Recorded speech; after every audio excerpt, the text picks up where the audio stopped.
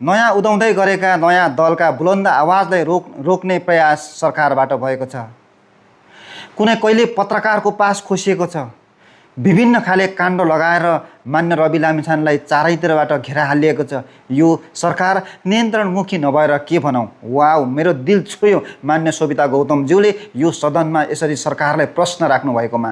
Wow, salute छ। हामीले त्यसै राष्ट्रिय स्वतन्त्र पार्टीलाई समर्थन गरेका होइनौँ। आउनुहोस्।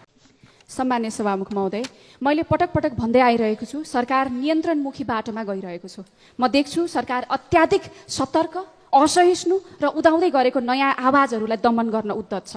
यसले के देखाउँछ भने सरकारले जनविश्वास गुमाइसकेको छ र गम्भीर सङ्कटमा छ। तर सभामुख महोदय, यो सङ्कट सरकार आफैले निम्त्याएको हो। सरकारले कानुनलाई न्यायको तराजु बनाउनु पर्ने थियो, तर प्रतिशोधको तरवार बनायो। उदाउँदै गरेको नयाँ शक्ति जो यही गणतन्त्रमा जन्मिए, हुर्किए र लोकतन्त्र जोगाउने पहिलो पङ्क्तिमा उभिन सक्थे, उनीहरूलाई नै झुटा मुद्दा लगाएर दमन गर्ने प्रयत्न गरिरह्यो। सदनमा प्रश्नको जवाफ नदिने, उल्टो प्रश्न गर्ने सांसदलाई होच्याउने, पत्रकारहरूको पास खोज्ने, सामाजिक सञ्जाल नियन्त्रण गर्न विधेयक लिएर आउने, निषेधित क्षेत्र घोषणा गरेर सडकहरू कब्जा गर्ने, यी सबै नियन्त्रणमुखी शासनका लक्षणहरू हुन्। सरकारले सदन, सडक, सामाजिक सञ्जाल सबै नियन्त्रण गर्न सक्ला, तर जनताको चेतना नियन्त्रण गर्न सकिँदैन।